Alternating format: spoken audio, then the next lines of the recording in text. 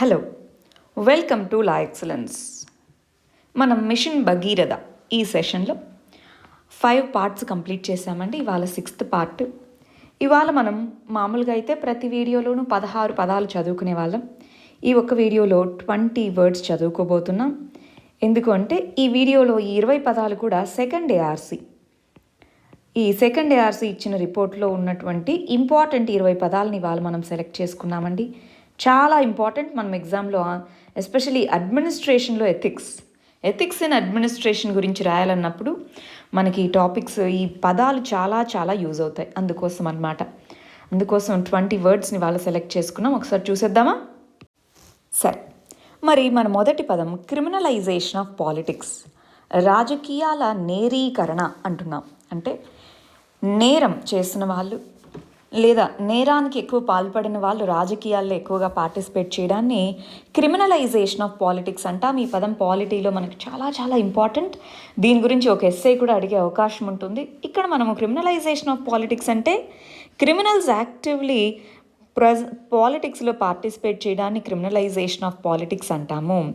Criminalisation of పాలిటిక్స్లో ఏమవుతుంది? Political control, police, state money, corruption, weak చట్టాలు, ఎథిక్స్ ఉండకపోవడం, vote bank politics, loophole, election commission ఫంక్షనింగ్లో loophole రావడము, ఇవన్నీ కూడా క్రిమినలైజేషన్ ఆఫ్ పాలిటిక్స్ వల్ల రావచ్చు అనమాట. So weak rule of law అనేటటువంటిది main reason. Weak rule of law అనేటటువంటిది క్రిమినలైజేషన్ ఆఫ్ పాలిటిక్స్కి వన్ ఆఫ్ ద రీజన్స్గా చెప్పచ్చు. మరి ఇవాళ మనం చదువుకుంటున్న పదాలన్నీ కూడా ఎథిక్స్ సెకండ్ ఏఆర్సీ రిపోర్ట్ నుంచి తీసుకోవడం జరిగిందని ఆల్రెడీ మనం చెప్పడం జరిగింది. సో ఇది ఏ కంటెక్స్లో వాడారు అంటే, ఇదిగో క్రిమినలైజేషన్ ఆఫ్ పాలిటిక్స్ ఉండడము అంటే పాలిటిక్స్లో ఎథిక్స్ అనేటటువంటివి ఎరోడ్ అవ్వడమే. సో క్రిమినలైజేషన్ ఆఫ్ పాలిటిక్స్కి చెక్ పెట్టాలి. ఆల్రెడీ సుప్రీంకోర్టు ఎన్నో మెజర్స్ తీసుకుంది, ఎలక్షన్ కమిషన్ ఎన్నో మెజర్స్ సజెస్ట్ చేసింది. సో స్లోగా మనం ఈ క్రిమినలైజేషన్ ఆఫ్ పాలిటిక్స్ అన్నటువంటి దాన్ని తగ్గాలి. కానీ ప్రతి 5 సంవత్సరాలకు జరుగుతున్నటువంటి ఎలక్షన్స్లో మనం చూస్తే క్రిమినలైజేషన్ ఆఫ్ పాలిటిక్స్ ట్రెండ్ పెరుగుతుందా తగ్గుతుందా అండి? మీరే ఒకసారి ఆలోచించి చూడండి, డేటాని పక్కన పెట్టుకొని. రైట్, ఇది ఫస్ట్ పదం. సెకండ్ పదం code of conduct. Second ARC ఈ పదంని ఏ కంటెక్స్లో వాడడం జరిగిందో చూద్దాం. ముందు అసలు దాని మీనింగ్ ఏంటి అంటే, ఒక సెట్ ఆఫ్ రూల్స్, ప్రవర్తన నియమావళి అంటాం. మనం చేసే ప్రతి జాబ్కి, ఎస్పెషల్లీ ఆర్గనైజ్డ్ సెక్టార్లో అయితే ఒక రిటర్న్ గైడ్ లైన్స్ ఉంటాయి. ఇదిగో ఈ విధంగా మీరు వర్క్ చేయాల్సి ఉంటుంది, ఈ విధంగా అని చెప్పి కొన్ని నార్మ్స్, రూల్స్, రెస్పాన్సిబిలిటీస్ అనేటటువంటివి ప్రతి ఇండివిజువల్కి, ప్రతి ఆర్గనైజేషన్లోనూ ఉంటాయన్నమాట. వాటినే మనం కోడ్ ఆఫ్ కాండక్ట్ అంటాం. అది ఉండడం వల్ల అందరికీ అవి రూల్స్ వర్తిస్తాయి కాబట్టి ఆర్గనైజేషన్లో యూనిఫార్మిటీ వస్తుంది, ఎఫిషియన్సీ వస్తుంది. ఈ విధంగా కోడ్ ఆఫ్ కాండక్ట్ ఇంపార్టెంట్. మరి సెకండ్ ఏఆర్సీ ఏమంది అంటే, అడ్మినిస్ట్రేటర్స్కి కోడ్ ఆఫ్ కాండక్ట్ ఉంది. అదేవిధంగా పాలిటిక్స్లోనూ పొలిటికల్ లీడర్స్కి కూడా కోడ్ ఆఫ్ కాండక్ట్ అనేటటువంటిది ఎందుకు ఉండకూడదు? మినిస్టర్స్కి కోడ్ ఆఫ్ కాండక్ట్ అనేది మనకు ఉంది రీసెంట్గానే, బట్ దాన్ని ఎందుకు ఎఫెక్టివ్గా మనం ఇంప్లిమెంట్ చేయకూడదు? ఇప్పుడు అడ్మినిస్ట్రేటర్స్కి ఉన్న కోడ్ ఆఫ్ కాండక్ట్ వైలేట్ అవుతే పనిష్మెంట్ ఎలా ఉందో, మరి పొలిటికల్ లీడర్స్కి, పొలిటికల్ రిప్రజెంటేటివ్స్కి, ఎవరైతే ఎగ్జిక్యూటివ్లో ఉన్నారో వాళ్ళకి కూడా అది వర్తించే విధంగా చేయాలి. కోడ్ ఆఫ్ కాండక్ట్ వల్ల ఎథికల్ బిహేవియర్ కొంతవరకు అయినా, అంటే ఇవి చేయకూడదు ఇవి చేయాలి అని రాసి ఉండడం వల్ల సో కొంతవరకు అయినా ఎథికల్ బిహేవియర్ అనేటటువంటిది వస్తుంది. ఆ కంటెక్స్లో కోడ్ ఆఫ్ కాండక్ట్ అనే పదాన్ని వాడడం జరిగింది. మరి దీనికి రిలేటెడ్గా ఇంకొక పదం ఉంటుందండి. అదేంటి? కోడ్ ఆఫ్ ఎథిక్స్ అంటాము. ఇక్కడ చూడండి, కోడ్ ఆఫ్ ఎథిక్స్ నీతి నియమావళి అంటాము. సో అంటే ఇవి బ్రాడ్ ఫ్రేమ్వర్క్ అనమాట, ఏం చేయాలి ఏం చేయకూడదు అని. ఇందాక చెప్పిన కోడ్ ఆఫ్ కాండక్ట్ అనేటటువంటిది స్పెసిఫిక్, ఇది బ్రాడ్. అంటే ఫర్ ఎగ్జాంపుల్ ఇది కోడ్ ఆఫ్ ఎథిక్స్ అనుకుంటే ఏం చేయొచ్చు ఏం చేయకూడదు అని, దాంట్లో కోడ్ ఆఫ్ కాండక్ట్ అనేది ఒక పార్ట్ అవుతుంది. ఆ విధంగా మనం దీన్ని చూడొచ్చు. మరి యూకేకి సంబంధించి గవర్నమెంట్ అన్నది ఒక కమిటీని అపాయింట్ చేయడం జరిగిందండి. దానికి సంబంధించి నోలన్ అనేటటువంటి ఒక కమిటీని ఏర్పాటు చేయడం జరిగింది. ఆ Nolan committee code of ethics గురించి చెప్తూ, ఇదిగో 9 ప్రిన్సిపల్స్ ఉండాలి. ఎప్పుడైనా ఏ ఆర్గనైజేషన్కైనా 9 ప్రిన్సిపల్స్ అనేటటువంటివి ఉండాలి కోడ్ ఆఫ్ ఎథిక్స్లో. అవేమేంటి? సెల్ఫ్లెస్నెస్ అంటే సెల్ఫిష్ రీజన్స్ కాకుండా ఆర్గనైజేషనల్ ఇంట్రెస్ట్, అంటే గవర్నమెంట్ అయితే గవర్నమెంట్, ప్రైవేట్ ఆర్గనైజేషన్ అయితే ప్రైవేట్ ఆర్గనైజేషన్, సెల్ఫ్లెస్నెస్ ఉండాలి. ఇంటిగ్రిటీ, త్రికరణ శుద్ధితో పనిచేయాలి. ఆబ్జెక్టివిటీ, సో మన ఎమోషన్స్ని కాకుండా రీజన్తో చూడగలగాలి, అకౌంటబిలిటీ జవాబుదారితనం ఉండాలి, ఓపెన్నెస్ ట్రాన్స్పరెంట్గా ఓపెన్నెస్ అనేటటువంటిది ఉండాలి, డైవర్సిటీని యాక్సెప్ట్ చేయాలి, ఆనెస్టీ నిజాయితీతో ఉండాలి, లీడర్షిప్ అంటే నాయకత్వ లక్షణాలు ఉండాలి. ఈ విధంగా వీటితో పాటు openness, transparency, rule of law, అట్లా 9 విలువల్ని చెప్పడం జరిగిందనమాట Nolan committee. So Nolan committee important points ఇవి అన్నట్టుగా గుర్తుపెట్టుకోవాలండి.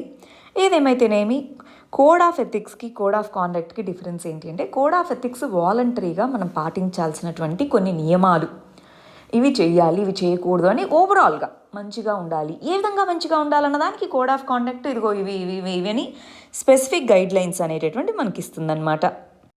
నెక్స్ట్ పదం ప్రిన్సిపల్ ఆఫ్ కలెక్టివ్ రెస్పాన్సిబిలిటీ, సామూహిక బాధ్యతా సూత్రము అంటారు. సో దీన్ని సెకండ్ ఆర్స్ ఏ కంటెక్స్లో చెప్పడం జరిగింది. ఇప్పుడు క్యాబినెట్ ఏదైతే ఉంటుందో, క్యాబినెట్కి కలెక్టివ్ రెస్పాన్సిబిలిటీ అనేది ఉంటుంది కదా. కలెక్టివ్ రెస్పాన్సిబిలిటీ అంటే ఏంటి? ఆల్ మినిస్టర్స్, అందరు మినిస్టర్స్ కూడా క్యాబినెట్ నిర్ణయానికి కట్టుబడి ఉండాలి. సో క్యాబినెట్ కొలీగ్స్ ఒక నిర్ణయం తీసుకున్నారు, ఆ నిర్ణయం బ్యాడ్ అయింది, సో అందరూ దానికి రెస్పాన్సిబుల్, ఎందుకంటే కలెక్టివ్గా డెసిషన్ తీసుకున్నారు. లేదా ఆ నిర్ణయం మంచిదైంది, అందరూ దానికి అప్రిషియేషన్లో పార్ట్గా ఉంటారు.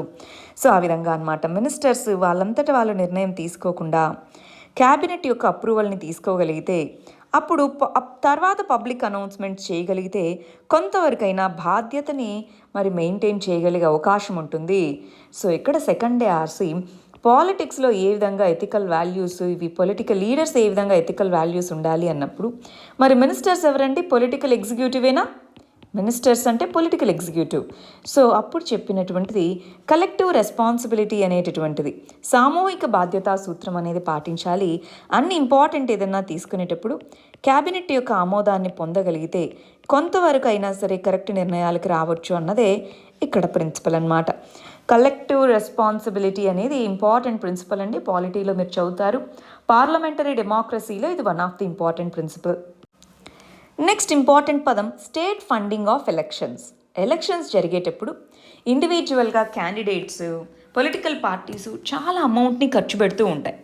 సో ఎందుకని మనము స్టేట్ ఫండింగ్ ఎంకరేజ్ చేయకూడదు? స్టేట్ ఫండింగ్ అంటే ఇక్కడ మీనింగ్ ఏంటండి? గవర్నమెంట్ నుంచి వచ్చేటటువంటి ఫండింగ్ని ఎందుకు ఎంకరేజ్ చేయకూడదు? ఇప్పుడు ఒక క్యాండిడేట్ ఉన్నారండి, ఎంత ఖర్చు పెడుతున్నారో మనకి సరిగా లెక్కలు తేల్చలేకపోతున్నాం. సో అందరు క్యాండిడేట్స్కి గవర్నమెంటే మనీ స్పెండ్ చేస్తే ఈక్వల్గా, సో ఈ వ్యక్తి నా దగ్గర డబ్బులు లేదు కాబట్టి నేను ఎలక్షన్స్లో పోటీ చేయలేకపోతున్నాను అని ఉండదు, లేదా నా దగ్గర బాగా డబ్బులు ఉంది నేను ఎంతైనా ఓటర్స్ ఇన్ఫ్లుయెన్స్ చేస్తాను అని ఈ వ్యక్తి చెప్పేదానికి ఉండదు. సో అందుకని చెప్పేసి చాలా కమిటీస్ ప్రభుత్వం ద్వారా ఒక ఎన్నికల నిధి అనేది ప్రొవైడ్ చేయాలి అని Indrajit Gupta committee, second RC ఇంకా చాలామంది చెప్పారు. కానీ కొంతమంది పార్షియల్, కొంతవరకు మాత్రమే ప్రభుత్వం భరించాలి, ఆ తర్వాత మిగిలిన ఫండ్ క్యాండిడేట్ భరించుకోవాలి, ఇలాగ రికమెండేషన్స్ ఇచ్చారు. మనం ఎప్పుడైనా సరే ఎలక్టోరల్ రిఫార్మ్స్ అంటాము, ఎన్నికలలో సంస్కరణలు, తెలుగులో ఇంపార్టెంట్ పదం అండి. ఎలక్టోరల్ రిఫార్మ్స్ అంటే ఎన్నికల సంస్కరణల గురించి మనం మాట్లాడేటప్పుడు ఇంపార్టెంట్గా ఈ పదం మనకి వినిపిస్తూ ఉంటుందండి. లాస్ట్ ఇయర్ కూడా ఎలక్షన్ కమిషన్ దీని గురించి మాట్లాడడం జరిగింది, అందువల్ల మనకి ఇది చాలా ఇంపార్టెంట్ పదం. ఎలక్టోరల్ రిఫార్మ్స్లో స్టేట్ ఫండింగ్ ఆఫ్ ఎలక్షన్స్ లేదా ప్రభుత్వమే ఎన్నికల నిధిని ప్రొవైడ్ చేయడం అన్నది ఒక వన్ ఆఫ్ ది ఇంపార్టెంట్ రిఫార్మ్గా మనం చెప్తూ ఉంటాము. నెక్స్ట్ పదం ఆఫీస్ ఆఫ్ ప్రాఫిట్. దీనికి స్పెసిఫిక్ మీనింగ్ నాకు తెలుగులో కనిపించలేదండి, వీలైతే ఒకసారి కమెంట్ సెక్షన్లో పోస్ట్ చేయండి, మిగిలిన వాళ్ళందరికీ యూజ్ అవుతుంది. సరే, ఆఫీస్ ఆఫ్ ప్రాఫిట్ అనేది ఎక్కడా రాజ్యాంగంలో దాని డెఫినేషన్ ఇవ్వలేదు. ఆఫీస్ ఆఫ్ ప్రాఫిట్ అంటే ఏంటి? ఒక ప్రభుత్వ ఉద్యోగంలో ఉంటూ ఇంకొక అఫీషియల్ పొజిషన్లో ఉండకూడదు, అది ఫినాన్షియల్ గెయిన్ని అడ్వాంటేజ్ని ఇచ్చేలాగా. అలాంటి కంటెక్స్లో ఆఫీస్ ఆఫ్ ప్రాఫిట్ అన్నటువంటిది సుప్రీంకోర్టు డిఫైన్ చేసింది, కాన్స్టిట్యూషన్లో ఎక్కడా చెప్పలేదు. ఏమని డిఫైన్ చేసింది? ఇదిగో ఆఫీస్ ఆఫ్ ప్రాఫిట్కి టెస్ట్ ఆఫ్ అపాయింట్మెంట్ అనేది ఉపయోగించాలి అంది. అంటే ఒక వ్యక్తి గవర్నమెంట్ ద్వారా అపాయింట్ చేయబడిన వ్యక్తా కాదా, ఫస్ట్ అది చూడాలి. గవర్నమెంట్ అనేటటువంటిది ఆ అపాయింట్మెంట్ని టర్మినేట్ చేయగలదా లేదా, తీసేయగలదా లేదా, గవర్నమెంట్ నుంచి రెమ్యునరేషన్ ఏమన్నా వస్తుందా, మరి అది కాకుండా ఇంకేమన్నా సోర్సెస్ ఆఫ్ రెమ్యునరేషన్ వస్తున్నాయా, ఆ పొజిషన్తో వచ్చే పవర్స్ ఏంటి, ఈ 5 రకాలవి చూసి, అంటే ఒక మినిస్టర్గా ఉన్న వ్యక్తి ఇంకొక ఆఫీస్ని హోల్డ్ చేయకూడదు. సో చేస్తే ఆఫీస్ ఆఫ్ ప్రాఫిట్ ఉంది కాబట్టి అతన్ని మినిస్టర్ పదవి నుంచి తొలగించాలి. ప్రైవేట్ది ఏమన్నా ఉండొచ్చండి, ప్రైవేట్ బిజినెస్ ఏమన్నా ఉండొచ్చు. ఒక గవర్నమెంట్ అధికారి ఇంకొక గవర్నమెంట్ పొజిషన్ని ఇదిగో ఈ వీటికి తగ్గట్టుగా కనుక ఉంటే, సో మీకు 2 బాధ్యతలు ఉన్నాయి కాబట్టి ఒకటి వదిలేయాల్సిందే అని చెప్తాం చూసారా, దాన్ని ఆఫీస్ ఆఫ్ ప్రాఫిట్ అంటాము. అంటే మీరు ఈ పొజిషన్లో ఉంటూ మీకు ఇంకొక దాని మీద కూడా మరి ఇంట్రెస్ట్ ఉంది, అది కాన్ఫ్లిక్ట్ ఆఫ్ ఇంట్రెస్ట్కి దారితీస్తుంది. అందువల్ల ఆఫీస్ నుంచి అతన్ని లేదా ఆమెని తీసేసేటటువంటి అవకాశం ఉంటుందన్నమాట. సో అందువల్ల ఆఫీస్ ఆఫ్ ప్రాఫిట్ అన్నది చాలా ఇంపార్టెంట్ పదము, వెరీ ఇంపార్టెంట్. మీనింగ్ ఏంటి అంటే, ఇప్పుడు ఒక వ్యక్తి ఒక పదవిని ఉంటూ ఇంకొక దాంట్లో మనీ వచ్చే దాంట్లో ఉంటే రెండిటికి కాన్ఫ్లిక్ట్ వస్తుంది కాబట్టి ఏదో ఒక దాంట్లోనే ఉండాలి, దీని నుంచి తొలగించడం జరుగుతుంది. ప్రభుత్వ ఉద్యోగము ఏదైతే ఫస్ట్ దాంట్లో అపాయింట్ చేశారో దాని నుంచి తొలగించడం జరుగుతుంది అని చెప్తున్నారు, అంతే అండి. నెక్స్ట్ పదం public duty. Doctrine of public duty అంటారు. మనకి ఐపీసీలో, ఇండియన్ పీనల్ కోడ్లోను, మరియు prevention of corruption act PCA చట్టము అంటాం. వీటన్నిటిలోనూ పబ్లిక్ డ్యూటీ అంటే ఏంటి అని డిఫైన్ చేసి ఉంటుంది. డాక్ట్రిన్ ఆఫ్ పబ్లిక్ డ్యూటీ అంటాం. అంటే పబ్లిక్ డ్యూటీని కనుక చేయకపోతే వాళ్ళకి శిక్ష ఉంటుంది పబ్లిక్ ఆఫీసర్కి అన్నది వీటిలో ఉన్న ప్రొవిజన్స్. ఇంతకీ పబ్లిక్ డ్యూటీ అంటే ఏంటి? ప్రజావిధి అంటాం. అంటే గవర్నమెంట్ తరపున చేయవలసినటువంటి డ్యూటీ ఒక కమ్యూనిటీ ఇంట్రెస్ట్తో చేయాలి, లార్జర్ పబ్లిక్ ఇంట్రెస్ట్తో చేయాలి. అలా కాకుండా తన సెల్ఫ్ ఇంట్రెస్ట్ కోసం తనకి మాత్రమే ఉపయోగపడేలాగా పబ్లిక్కి లేదా కమ్యూనిటీకి ఎగెనిస్ట్గా ఉంటే అప్పుడే మనం దాన్ని కరప్షన్ అంటాము, అవునా కాదా? సో అందుకని పబ్లిక్ డ్యూటీని, ప్రజా విధిని తప్పకుండా మరి ఖచ్చితంగా పాటించాలి అన్నదే ఒక ఇంపార్టెంట్ ఎథికల్ వాల్యూగా చెప్తాము. నెక్స్ట్ వెరీ వెరీ ఇంపార్టెంట్ పదాలండి. మరి దీనికి ఎగ్జాక్ట్ మీనింగ్స్ ఇవేనా కాదా అన్న ఒకసారి క్రాస్ చెక్ చేసి చెప్పండి ఎవరైనా తెలిసిన వాళ్ళు ఉంటే. సరే, 2 రకాలైనటువంటి అవినీతి. అవినీతి అంటే ఏంటి? ఇంతకీ మీనింగ్ ఏంటి? అవినీతి అంటే మనకి ఉన్నటువంటి అథారిటీ లేదా పవర్ని మన పర్సనల్ గెయిన్కి మిస్యూజ్ చేస్తే, పర్సనల్ గెయిన్ ప్రతి దాంట్లోనూ ఉంటుంది, కానీ దాన్ని మిస్యూజ్ చేస్తే పబ్లిక్ ఇంట్రెస్ట్ కోసం కాకుండా మన అథారిటీని, పవర్ని మనం మిస్యూజ్ చేసి మన పర్సనల్ ఇంట్రెస్ట్ కోసం వాడుకుంటే దాన్ని మనం అవినీతి అని చెప్తాము. అవినీతి 2 రకాలు అన్నట్టుగా సెకండ్ ERCలో డిఫైన్ చేశారు. అదేంటి? ఒకటి కొల్యూజివ్ కరప్షన్, రెండోది కొయర్సివ్ కరప్షన్. కొల్యూజివ్ అంటే ఏంటి? సమిష్టి అవినీతి అంటారు. అంటే ఇచ్చే వ్యక్తి, తీసుకునే వ్యక్తి ఎవరు కంప్లైంట్ చేయరు. ఇచ్చే వ్యక్తి ఇదిగో నాకు ఈ ప్రాజెక్ట్ రావాలి, ఇంత డబ్బులు ఇస్తున్నా తీసుకో, ఆ వ్యక్తి సరే నీకే ఇదే ప్రాజెక్ట్ వస్తుంది తీసుకుంటా అని చెప్పేసి. దీన్ని ప్రూవ్ చేయడం చాలా కష్టం. బర్డన్ ఆఫ్ ప్రూఫ్ అనేటటువంటిది ఖచ్చితంగా కష్టం అన్నమాట కొల్యూజివ్ కరప్షన్. ఎందుకంటే ఇచ్చిన వ్యక్తి చెప్పడు, తీసుకున్న వ్యక్తి చెప్పడు. కానీ కొయర్సివ్ కరప్షన్ అంటే బ్రైబ్ గివర్ ఎవరైతే ఉన్నారో, విక్టిమ్, నువ్వు ఈ డబ్బులు నాకు ఇవ్వలేదనుకో నేను దీని మీద సైన్ పెట్టను అన్నాడు అనుకో, సో ఆ వ్యక్తి బలవంతంగా తన దగ్గర నుంచి మనీ తీసుకున్నట్టు. సో ఇలాంటి వాటిలో కొంతవరకు ఎవిడెన్స్ గ్యాదర్ చేయడము ఇవన్నీ కూడా ఈజీగానే చేయొచ్చు. అందుకే ఎప్పుడు చెప్తారండి, బలవంతంగా ఏదైతే అవినీతి అనేటువంటి జరుగుతూ ఉంటుందో దాన్ని కంట్రోల్ చేయడం కంపారిటివ్లీ ఈజీ. కానీ సమిష్టిగా జరిగే అవినీతి ఉంటుంది చూసారా, దాన్ని ప్రూవ్ చేయడం చాలా చాలా కష్టం. కొన్ని సంవత్సరాల క్రితం సిబిఐ డైరెక్టర్ మాట్లాడుతూ, అవినీతి గురించి మాట్లాడుతూ, అన్నిటికంటే పెద్ద ఇష్యూ అవినీతిలో కొల్యూజివ్ కరప్షన్. దాన్ని ఫస్ట్ ఉంది అని గుర్తించడం కష్టం, దాన్ని గుర్తించిన తర్వాత ప్రూవ్ చేయడం అనేటటువంటిది కష్టం. ఇప్పుడు మేము ప్రూవ్ చేయాలి కదా, సాక్ష్యాలు తప్పుడే కదా పనిష్మెంట్ పడేది, ప్రూవ్ చేయడం అనేటటువంటిది కష్టం. సో దాన్ని చెక్ పెట్టాలి అన్నట్టుగా చెప్పడం జరిగింది. సో ప్రస్తుతానికి కరప్షన్ 2 రకాలు అనేది అర్థమైందా? కొల్యూజివ్, కొయర్సివ్, వెరీ ఇంపార్టెంట్ టర్మ్స్ అండి. Next punitive, preventive approach. Especially corruption రిలేటెడ్గా చాలా వాటిలో వాడుతూ ఉంటాం. మనందరికీ ఆర్టికల్ 22 గురించి కొంతైనా ఐడియా ఉంటుంది కదా కాన్స్టిట్యూషన్లో. So detention, preventive detention, punitive detention 2 ఉంటాయి. అంటే ముందు జాగ్రత్తగా, ముందస్తుగానే అరెస్ట్ చేస్తారు. సో అలాంటి పదాలే ఇవన్నమాట. ప్యూనిటివ్ అంటే శిక్షణాత్మక అంటారు. ప్రివెంటివ్ అంటే నివారణకు సంబంధించినటువంటి అప్రోచెస్. కరప్షన్లో కూడా ప్యూనిటివ్ అప్రోచ్ అంటే ఏంటి? ఆ వ్యక్తి క్రైమ్ చేశాక, కరప్షన్ చేసిన తర్వాత అతని మీద తీసుకునే యాక్షన్. ప్రివెంటివ్ అప్రోచ్ అంటే ఏంటి? ప్రికాషనరీ మెజర్ అన్నమాట. జరగకముందే ఇన్స్టిట్యూషనల్ సెటప్, ఇన్స్టిట్యూషన్స్ని స్ట్రెంగ్తెన్ చేయాలి, ప్రొసీజర్స్ని స్ట్రెంగ్తెన్ చేసి ఆ క్రైమ్ జరగకముందే, ఈ కేసులో అయితే కరప్షన్ జరగకముందే ముందే విజిలెన్స్ డిపార్ట్మెంట్స్ ఇవన్నిటినీ స్ట్రెంగ్తెన్ చేసుకోగలిగితే ఏమవుతుంది, మనకి కరప్షన్ని కొంతైనా తగ్గించగలము. సో ఆ విధంగా మనకి ప్రివెంటివ్ మరియు ప్యూనిటివ్ అప్రోచెస్ అనేటటువంటి రెండు వాడాలి. శిక్షణాత్మక మరియు నివారణాత్మకమైనటువంటి విధానాలను వాడడం ద్వారా కరప్షన్ని తగ్గించవచ్చు. ఇవన్నీ కూడా ఎథిక్స్లో పార్టే అండి, అందుకే ఇంత మనం చెప్తున్నాం. నెక్స్ట్ పదం అంబుడ్స్మెన్. అంబుడ్స్మెన్ అంటే ఏంటి? ఒక అఫీషియల్ లేదా ఒక ఆఫీస్ అన్నమాట. ఏదైనా ఒక ప్రైవేట్ ఇండివిజువల్ కానీ, ఒక ఆర్గనైజేషన్ కానీ, ఒక బ్యాంకు లేదా ఒక ఆఫీసు లేదా ఒక ఆఫీసర్ ఎవరి మీదైనా కంప్లైంట్స్ చేస్తే ఆ కంప్లైంట్స్ని తీసుకొని వాటిని రిడ్రెస్ చేసే ఆర్గనైజేషన్ని అంబుడ్స్మెన్ అని పిలుస్తూ ఉంటాము. బ్యాంకింగ్ అంబుడ్స్మెన్ అని ఇలా చాలా ఉంటాయన్నమాట. మనకి లోక్పాల్, లోక్యుక్త అని పేర్లు విని ఉంటారా? అవి కూడా అంబుడ్స్మెన్ అనే రాస్తున్నాం మనం వీటిని తెలుగులో. అంటే వాళ్ళకి సంబంధించిన కాన్ఫ్లిక్ట్స్ కానీ కన్సర్న్స్ కానీ ఉంటే వాటిని రిడ్రెస్, వాటిని సరిచేయడంలో ఇంపార్టెంట్ రోల్ ప్లే చేసే వ్యవస్థనే అంబుడ్స్మెన్ అంటాము. కరప్షన్ వీటిని తగ్గించాలి అంటే ప్రతి ఆఫీస్లోనూ అంబుడ్స్మెన్ వ్యవస్థ అనేటటువంటిది స్ట్రాంగ్గా ఉండాలి, అవినీతి నిరోధనకి ఉండాలి, అది మనం చెప్తున్నది. నెక్స్ట్ పదం గ్రీవాన్స్ రిడ్రెసల్. ఇది మన ఇండియాలో మన అడ్మినిస్ట్రేటివ్ వ్యవస్థలో మన ఇంపార్టెంట్ వీకెస్ట్ పాయింట్ ఏంటి అంటే అది గ్రీవాన్స్ రిడ్రెసల్ లేకపోవడమే. ఏంటిది ఇంతకీ? అడ్మినిస్ట్రేటివ్ వ్యవస్థలో పరిపాలనా వ్యవస్థ అని పిలుస్తాం తెలుగులో. గ్రీవాన్స్ రిడ్రెసల్ అంటే ఇప్పుడు నాకు సర్వీస్ అందించాలండి. ఫర్ ఎగ్జాంపుల్ నేను ఇన్కమ్ సర్టిఫికేట్ కోసం వెళ్ళాను అనుకోండి. మరి నాకు కరెక్ట్గా టైంకి ఎప్పుడు వెళ్ళినా ఆఫీసర్ లేరని చెప్తున్నారు, ఇలా ఉంది. అప్పుడు నేను ఎవరికి కంప్లైంట్ చేయాలి? నేను కంప్లైంట్ చేస్తే అది ఎన్ని రోజులలోపు వాళ్ళ మీద శిక్ష తీసుకుంటారు? నాకెప్పుడు మరి న్యాయం జరుగుతుంది? సో ఒక సిస్టమ్ అనేది ఉండాలా అక్కడ. ఎవరికి కంప్లైంట్ చేయాలి, ఏంటి ప్రాసెస్, ఆ ప్రాసెస్ మొత్తాన్ని గ్రీవాన్స్ రిడ్రెసల్ అంటాము. సమస్య పరిష్కారము అంటాం తెలుగులో.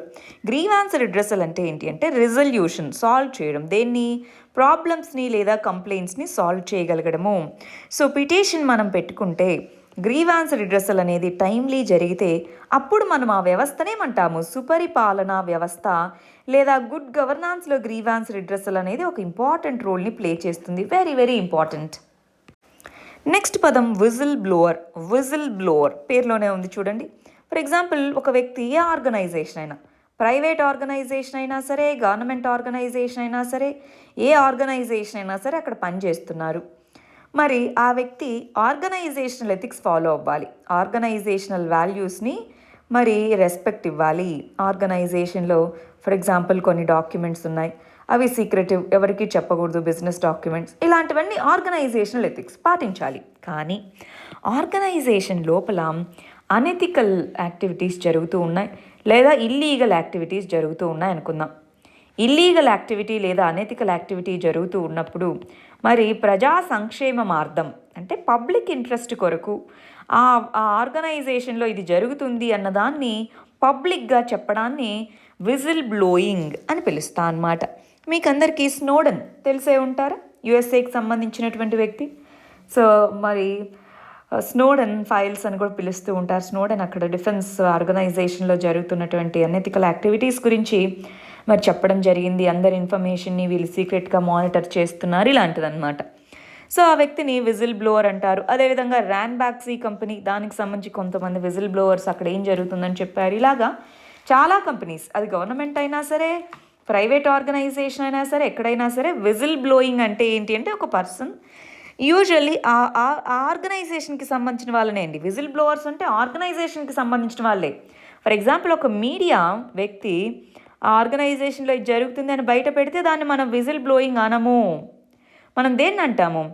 ఆర్గనైజేషన్లో పనిచేస్తున్నటువంటి వ్యక్తి పబ్లిక్గా ఆర్గనైజేషన్లో జరుగుతున్నటువంటి విషయాలని, నెగిటివ్ విషయాలని పబ్లిక్ ఇంట్రెస్ట్ కోసం మీడియాతో కానీ గవర్నమెంట్తో కానీ చెప్తే దాన్ని మనం విజిల్ బ్లోయింగ్ అని పిలుస్తాము. Very important. So whistle blowing అనే దాన్ని ఎంకరేజ్ చేస్తూ ఇండియాలో విజిల్ బ్లోయింగ్ ప్రొటెక్షన్ యాక్ట్ అనేది కూడా విజిల్ బ్లోవర్స్ ప్రొటెక్షన్ యాక్ట్ అనేది కూడా తీసుకొని వచ్చారు. అఫ్ కోర్స్ ఇంప్లిమెంటేషన్లో ప్రాబ్లమ్స్ ఉన్నాయి, but whistle blowers protection act అనేది ఇండియాలో ఉంది. నెక్స్ట్ పదము ప్రజాసేవా చట్టము. Very very important. ఇప్పుడు విజిల్ బ్లోవర్స్ యాక్ట్ కానీ ఇది కానీ నెక్స్ట్ మనం చదవబోయే వీటన్నిటినీ కూడా టూల్స్ ఆఫ్ గుడ్ గవర్నాన్స్ అంటామండి. సుపరిపాలనకి మనకున్నటువంటి కొన్ని పరికరాలు అన్నట్టుగా అన్నమాట. టూల్స్ ఆఫ్ గుడ్ గవర్నాన్స్లో ఇప్పుడు మనం చెప్తున్నవన్నీ రాసుకోవచ్చు. ఇందాక చెప్పిన విజిల్ బ్లోవర్స్ యాక్ట్ అనేది ఒకటైతే, రెండోది చూడండి పబ్లిక్ సర్వీసెస్ చట్టము. ఇప్పటికే 19 పైగా రాష్ట్రాలలో ఈ ప్రజాసేవా చట్టాలనే ఉన్నాయండి. అంటే ఏంటివి? మనకి ఇండియాలో స్టాట్యూటరీ ఒక చట్టం ద్వారా ఇదిగో ఈ పర్టికులర్ ఆర్గనైజేషన్ ఈ విధమైన సేవల్ని కల్పిస్తుంది, ఈ టైంకి ఈ విధంగా చట్టబద్ధంగా ఒక ఆర్గనైజేషన్ చేసేటటువంటి ప్రొవైడ్ చేసే సర్వీసెస్ని డిఫైన్ చేస్తూ ఈ విధంగా మేము సిటిజన్స్కి సర్వీసెస్ని ప్రొవైడ్ చేస్తామని చెప్పే చట్టాలనే పబ్లిక్ సర్వీసెస్ చట్టాలు అని పిలుస్తామన్నమాట. ఒకవేళ ఆ పబ్లిక్ సర్వీసెస్ చట్టంలో చెప్పినటువంటి ప్రొవిజన్స్ని పాటించకపోతే ఆ పబ్లిక్ సర్వెంట్ ఎవరైతే ఉంటారో అతను లేదా ఆమె లేదా ఆఫీస్ అనేటటువంటిది పనిష్మెంట్ రిసీవ్ చేసుకుంటుంది చట్ట ప్రకారం. దాని ఇంప్లిమెంటేషన్ అంత చక్కగా ఉన్నది క్వశ్చన్ మార్క్ అండి. బట్ చట్టాలు అయితే ఉన్నాయి, ఈ టైం లోపల ఇది అవ్వాలి అని. డిలే, మనము రెడ్ టేపిజం అని ఒక పదం చదువుకున్నాం. అకారణమైనటువంటి జాప్యము, రెడ్ టేపిజం, అకారణ జాప్యము అని చదువుకున్నాం, గుర్తుందా మనకి? ఎథిక్స్ టర్మ్స్ చాలా ఇంపార్టెంట్ అండి. ఎథిక్స్ టర్మ్స్ కనుక మనం క్లియర్గా చదువుకోగలిగితే ఆ సబ్జెక్ట్ అర్థం చేసుకోవడం చాలా ఈజీ అవుతుంది. సో మనము ఓవరాల్గా 110 టర్మ్స్ చూడబోతున్నాం. ఇంకొక వీడియో మనకు పెండింగ్ ఉంది, 111 టర్మ్స్ మనం చూడబోతున్నాం అన్నమాట. సో ఈ 111 టర్మ్స్ కనుక మనం కంపల్సరీగా నేర్చుకోగలిగితే ఎథిక్స్ ఎంతో కొంత సబ్జెక్ట్ మనకి ఈజీ అవుతుంది. సరే, మరి నెక్స్ట్ పదం సిటిజన్ చార్టర్ అంటాము. ఇది కూడా ఎథిక్స్లో అడ్మినిస్ట్రేటివ్ పార్ట్లో ఎక్కువగా వినిపించే పదం అన్నమాట. గవర్నాన్స్లో కూడా మీకు వినిపిస్తూ ఉంటుంది. సిటిజన్ చార్టర్ అంటే సిటిజన్స్కి ఈ విధమైన సర్వీసెస్ ఈ స్టాండర్డ్తో ఈ టైంకి మీరు ఇవి మాకు అందించడం ద్వారా ఇవి మాకు నెససరీ, ఈ డాక్యుమెంట్స్ మీరు అందిస్తే ఈ స్టాండర్డ్లో ఇంత టైంలో మీకు ఈ సర్వీస్ ప్రొవైడ్ చేయగలము. ఈ విధంగా ఒక పబ్లిక్ ఆఫీస్ కానీ ప్రైవేట్ ఆర్గనైజేషన్ అయినా సరే, జనరల్గా పబ్లిక్ ఆఫీసెస్లో మనం కంపల్సరీగా ఇది చెయ్యాలి అని చెప్తున్నాం. సో ఈ విధంగా ఈ సర్వీస్ ఇంత టైంకి ఇలాగా ఉండేటటువంటి పట్టికనే పౌర పట్టిక అని పిలుస్తూ ఉంటాం. సిటిజన్ చార్టర్ అనేది వాలంటరీ రిటర్న్ డాక్యుమెంట్ అన్నమాట. మరి ఏమేమి కమిట్మెంట్స్ మేము ఏమేమి ఏ టైంకి చేస్తామని చెప్పే పట్టికనే పౌర పట్టిక అంటాము. కాకపోతే ఇక్కడ ఉన్నటువంటి లిటికి ఏంటి అంటే ఇది చెయ్యాలి అని ఉంది, చేయకపోతే గ్రీవాన్స్ రిడ్రెసల్ ఉండాలి. ఇండియాలో ఉంది పౌర పట్టిక అనేది ఎప్పటి నుంచో ఇంప్లిమెంట్ చేస్తూ ఉన్న గ్రీవాన్స్ రిడ్రెసల్ సరిగా లేకపోవడంతో సమస్యల పరిష్కారం ఇంత టైంకి అందించాలని ఉందండి, 3 రోజులని. కానీ ఆ 3 రోజుల్లో అందించలేదు, మరి ఏంటి తర్వాత అన్నది లేదు. అక్కడ మనం ఫెయిల్ అవుతూ ఉన్నాం. టూల్స్ అన్నీ ఉన్నాయి, ఇది కూడా ఇందాక చెప్పినట్టు గుడ్ గవర్నాన్స్ టూలే ఉంది ఇది కూడా, కానీ అది కాకపోతే ఏంటి అన్నది విషయం అన్నమాట. నెక్స్ట్ సమాచార హక్కు అంటున్నాం. మనకి సమాచార హక్కు అన్న చట్టం కూడా ఉంది. సమాచార హక్కు అంటే ఏంటి? ఇంతకీ రైట్ టు ఇన్ఫర్మేషన్ అంటాం. సమాచార హక్కు అనేది ఫండమెంటల్ రైట్గా మనకు ప్రొవైడ్ చేయడం జరిగింది. ఎస్పెషల్గా గవర్నమెంట్ బాడీస్, గవర్నమెంట్ దగ్గర ఉండేటటువంటి ఏదైతే సమాచారం ఉందో అది ప్రజలకి పొందే హక్కు ఉంది అని చెప్పేది. కాకపోతే రైట్ టు ప్రైవసీ అనేది కూడా ఉంది. అంటే మనము ఫర్ ఎగ్జాంపుల్ మీరు వచ్చి నా ఆస్తి విలువ ఎంత అని గవర్నమెంట్ దగ్గరికి వెళ్ళి అడిగితే అది ఇవ్వదు. లేదా సీక్రెట్ డాక్యుమెంట్స్ ఉన్నాయి కదా వాటికి నాకు చెప్పు అంటే ఇవ్వదన్నమాట. సో కొంత రైట్ టు ప్రైవసీ, కొన్ని ఎక్సెంప్షన్స్ అనేటటువంటివి ఉంటాయి. బట్ రైట్ టు ఇన్ఫర్మేషన్, సమాచార హక్కు చట్టం అనేది ఇంపార్టెంట్. సమాచార హక్కు అనేది ఒక ప్రాథమిక హక్కుగా ఆర్టికల్ 19(1)(a)లో చెప్పడం జరిగింది. సమాచారాన్ని అందుకోవడము అంటే ప్రజలు ఇన్ఫార్మ్డ్ సిటిజన్స్గా మారడము. సో ఇది కూడా వన్ ఆఫ్ ది గవర్నాన్స్లో ఎథికల్ వాల్యూస్గా చెప్తాం. రైట్ టు ఇన్ఫర్మేషన్ ఉంటే ట్రాన్స్పరెన్సీ, మరి గవర్నమెంట్ ట్రాన్స్పరెంట్గా ఎంత వర్క్ చేస్తుంది ఏంటి అని తెలుస్తుందా లేదా? సో ట్రాన్స్పరెంట్గా ఉండగలుగుతుంది, అకౌంటబుల్గా ఉండగలుగుతుంది. అవునా కాదండి? మనకు తెలుసు ఇంత డబ్బులు ఖర్చు పెట్టామని పేపర్లో ఉంది కానీ కళ్ళ ముందేం కనిపించట్లేదు. సో ట్రాన్స్పరెంట్గా అకౌంటబుల్గా ఉండడానికి వన్ ఆఫ్ ద టూల్గా మనం రైట్ టు ఇన్ఫర్మేషన్ని వాడుకోవచ్చు. అవునా కాదండి? అందుకే 2005లో రైట్ టు ఇన్ఫర్మేషన్ చట్టం అనేది తీసుకొని రావడం జరిగింది.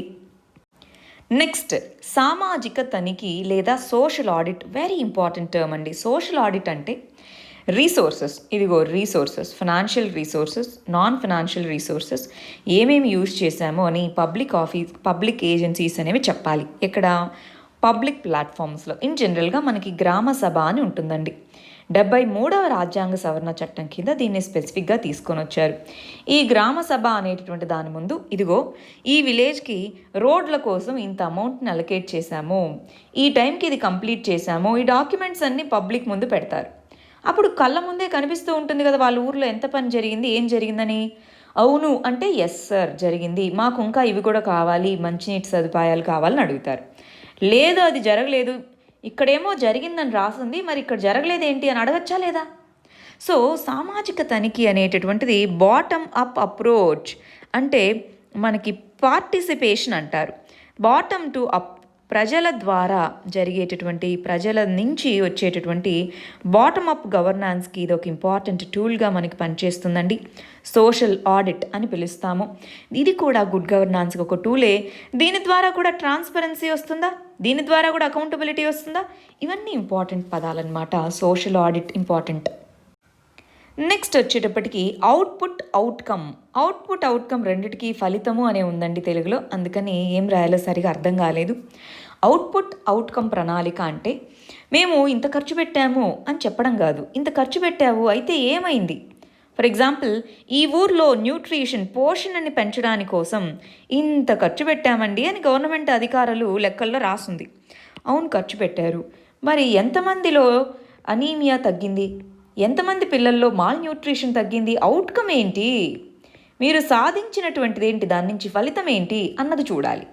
సో సెకండ్ ARC చెప్తూ గవర్నాన్స్ గుడ్ గవర్నాన్స్గా మారాలి, ఎథికల్ గవర్నాన్స్గా మారాలి అంటే కావాల్సింది ఇంత ఖర్చు పెట్టాము అని కాదు, ఎక్స్పెండిచర్ మోడల్ కాదు, అవుట్కమ్ మోడల్, ఫలితం ఏంటో చెప్పాలి, ఆ పద్ధతిని పాటించాలి. అవుట్పుట్స్ లేదా కీ రిజల్ట్స్ ఏంటి, ఒక దాని నుంచి ఏ విధమైన సోషల్ గోల్స్ని అచీవ్ చేశాము, ఏ విధమైన ఎకనామిక్ గోల్స్ని అచీవ్ చేశాము అన్నది చెప్పాలి. అప్పుడు మనకి ఇలాంటి ఫ్రేమ్వర్క్ని వాడుకోగలిగితే అది నిజంగా ఎథికల్ వాల్యూస్ని పాటించినట్టు. One of the important things అండి, ఆల్రెడీ మనం దీన్ని ఇంప్లిమెంట్ చేస్తూ ఉన్నాము. నెక్స్ట్ పదం వెరీ వెరీ ఇంపార్టెంట్ పదం, డిస్క్రిషన్, విచక్షణ అంటాం. అంటే మనం ఉన్నటువంటి అథారిటీ, మనం ఉన్నటువంటి పొజిషన్ లెవెల్ని బట్టి కొంత పవర్ లేదా కొంత రైట్స్ అనేటటువంటివి మన ఓన్ జడ్జిమెంట్ని యూజ్ చేసి వాడచ్చు. ఫర్ ఎగ్జాంపుల్ మీకు ఇంత ఫండ్ ఇస్తున్నామండి, సో ఈ ఫండ్ అనేటటువంటిది మీరు ఏ ప్రాజెక్ట్కైనా వాడచ్చు అని ఒక డిస్ట్రిక్ట్ లెవెల్ అథారిటీకి చెప్పారు. మరి ఆ వ్యక్తి దేనికి ఆ ఫండ్స్ వాడాలి అన్నది అతని యొక్క విచక్షణ లేదా ఆమె యొక్క విచక్షణకే గవర్నమెంట్ వదిలేసింది. కానీ డిస్క్రిషన్ ఉంది కదా అని చెప్పి దేనికైనా వాడచ్చు అంటే మా ఇంటి వరకు రోడ్డు వేసుకుంటాను అని చెప్పి రోడ్డు వేసుకోవచ్చా? కాదు. సో విచక్షణ అనేటటువంటిది గవర్నమెంట్ ప్రతి దాంట్లోనూ వచ్చి మైక్రో మేనేజ్మెంట్ చేయలేదు కాబట్టి ఆ పొజిషన్లో ఉన్నటువంటి వ్యక్తులకి మరి కొంత డిస్క్రిషనరీ పవర్ అనేది ఇస్తుంది. ఆ డిస్క్రిషనరీ పవర్ని ఎప్పుడు జనరల్గా ఎమర్జెన్సీస్, ఆ లోకల్ నీడ్స్ తెలియవు, స్టేట్ లెవెల్లో లోకల్ నీడ్స్ ఏంటి అని తెలియవు కాబట్టి, లేదా కొన్నిసార్లు ఎమర్జెన్సీ సిచ్యువేషన్స్ వచ్చినప్పుడు ఉంటుంది అని చెప్పి కొంత డిస్క్రిషనరీ పవర్ అనేది ప్రతి లెవెల్లోనూ ఇస్తారండి. ఆ డిస్క్రిషనరీ పవర్ని కనుక మిస్యూటిలైజ్ చేస్తే, మిస్యూటిలైజ్ చేయడం వల్ల మనకి కరప్షన్ ఇవన్నీ పెరుగుతూ ఉంటాయి. నా ఇష్టం, నేను దీని మీద సైన్ పెడితే పెట్టచ్చు, లేకపోతే లేదనుకోండి, దాన్ని మిస్యూటిలైజ్ చేసుకునే అధికారం ఎక్కువ ఉంటుంది. సో సెకండ్ ARC ఏం చెప్తుందంటే కరప్షన్ని తగ్గించాలి అంటే ఈ డిస్క్రిషనరీ పవర్ ఏదైతే ఉంటుందో ఆ డిస్క్రిషనరీ పవర్ని కంట్రోల్ చేయండి. ఏ లెవెల్లో ఎంత డిస్క్రిషనరీ పవర్ ఉందో చూసి దాన్ని కంట్రోల్, దానికి చెక్స్ అనేటటువంటివి పెడితే అప్పుడు కరప్షన్ని తగ్గించవచ్చు అన్నది ఒక ఇంపార్టెంట్ రికమెండేషన్ అనమాట. సో ఆ విధంగా డిస్క్రిషన్ అనే పదం చాలా ఇంపార్టెంట్, విచక్షణ. నెక్స్ట్ పదం రిస్క్ మేనేజ్మెంట్. ఇది కూడా కరప్షన్ అనే కంటెక్స్లోనే చెప్పడం జరిగిందండి. సో ఇక్కడ ఇప్పుడు ఏ ఆఫీస్లో, ఫర్ ఎగ్జాంపుల్ మనకి revenue department, police department, education department, health department, ఇట్లా చాలా ఉన్నాయండి. ట్రాన్స్పోర్ట్కి సంబంధించి ట్రాన్స్పోర్ట్ డిపార్ట్మెంట్, ఇట్లా గవర్నమెంట్ కింద రకరకాల డిపార్ట్మెంట్స్ అనేవి ఉన్నాయి. సో వాటిలో ఏ రంగంలో ఆర్ ఏ డిపార్ట్మెంట్లో కరప్షన్ యొక్క రిస్క్ ఎక్కువ, అంటే ఎక్కడ ఎక్కువ కరప్షన్ జరగచ్చు అన్నది ముందుగా ఐడెంటిఫై చేయాలి. దాంట్లో కూడా ఏ లెవెల్లో కరప్షన్ ఎక్కడ ఎక్కువ జరగచ్చు అన్న రిస్క్ని ఐడెంటిఫై చేసి దాన్ని మేనేజ్ చేయాలి. అంటే రిస్క్ అనాలిసిస్ చేసి రిస్క్ను మేనేజ్మెంట్ చేయాలి. So for example threats, corruption ఏదైతే ఉందో దాన్ని మినిమైజ్ చేసుకొని ఆపర్చునిటీస్, అవుట్కమ్స్ని పెంచుకునే పద్ధతినే రిస్క్ మేనేజ్మెంట్ అంటారు. కరప్షన్ రిస్క్ని తగ్గించుకోగలగాలి ప్రతి లెవెల్లోనూ. ఏ విధంగా తగ్గించాలి? అదే నెక్స్ట్ పదం అన్నమాట. అదేంటో చూసేద్దామా? మరి వాళ్ళ లాస్ట్ పదం, కరప్షన్ రిస్క్ని తగ్గించడానికి సెకండ్ ఆర్సీ రికమెండ్ చేసిన పదము ప్రోయాక్టివ్ విజిలెన్స్, క్రియాశీల అప్రమత్తత అన్నారు. అంటే ఏంటి? ముందుగా విజిలెన్స్ ఉండాలి. ఓకే, మనకి సివిసి, ఎస్విసి అనే పదాలు తెలుసా అండి మీకు? సెంట్రల్ విజిలెన్స్ కమిషన్ అని, స్టేట్ విజిలెన్స్ కమిషన్స్ అని ఉంటాయండి. వాటిలో చెప్తూ ఉంటారనమాట. అవి ప్రతి డిపార్ట్మెంట్లోనూ ఉంటూ అక్కడ ఏమన్నా కరప్షన్ జరుగుతుందా, జరిగే అవకాశాలు ఏమన్నా ఉన్నాయా, వాటిని ఎలా కంట్రోల్ చేయాలి, ఇవన్నీ చూస్తూ ఉంటుందన్నమాట. వాటిని మనము ప్రొయాక్టివ్ విజిలెన్స్ చేస్తాయి అవి అన్నట్టుగా మనం చెప్తా ఉంటాము. రైట్? సో విజిలెన్స్ అనేటటువంటిది ఏంటి అంటే అలర్ట్నెస్, వాచ్ఫుల్నెస్ అనేటటువంటిది ఉండడం అన్నమాట. ఈ విజిలెన్స్ 2 రకాలుగా ఉంటుంది. ఒకటి ప్రివెంటివ్ విజిలెన్స్, 2 ప్రొయాక్టివ్ విజిలెన్స్ అన్నమాట. ప్రివెంటివ్ విజిలెన్స్ అంటే ఏంటి? కంటిన్యూస్గా వాచ్ఫుల్నెస్ ఉండాలి. అక్కడ ఏం జరుగుతుంది ఏంటి ఆర్గనైజేషన్లో, ఫినాన్షియల్గా కానీ మిగిలిన వాటన్నిటిలోనూ. ప్రొయాక్టివ్ అంటే ఏంటి అంటే ఒకవేళ జరిగి ఉంటుంది, అప్పుడు సస్పెక్టెడ్ కరప్ట్ ఎలిమెంట్స్ ఏంటి అని చూసుకొని ఏ విధంగా మరి సెన్సిటివ్ పొజిషన్స్లో వాళ్ళు ఉండకుండా ఉండాలి ఏంటి, అవంతా కూడా ఎప్పటికప్పుడు మానిటర్ చేసుకుంటూ ఉంటే దాన్నే క్రియాశీల అప్రమత్తత అంటారు. సో కరప్షన్ లాంటి అనెథికల్ యాక్టివిటీస్ని తగ్గించాలి అంటే విజిలెన్స్ ఇంపార్టెంట్. దాంట్లో ప్రివెంటివ్ విజిలెన్స్ ఇంపార్టెంటే, ప్రొయాక్టివ్ విజిలెన్స్ ఇంపార్టెంటే. సో ఈ 20 పదాలు మనం సెకండ్ ఆర్సీ నుంచి తీసుకున్న ఇంపార్టెంట్ పదాలు. సో వీటన్నిటి మీద మీరు ఆలోచించడానికి ప్రయత్నించండి. ఇవి మీనింగ్స్ అర్థమవుతే మీరు సెకండ్ ఆర్సీ రిపోర్ట్ చదవడం కూడా మీకు ఈజీ అవుతుంది అనుకుంటున్నాను. ఎస్, మళ్ళీ మనం ఎల్లుండి లాస్ట్ వీడియో మన మిషన్ భగీరథలో చూద్దాము. All the very best. Thank you very much.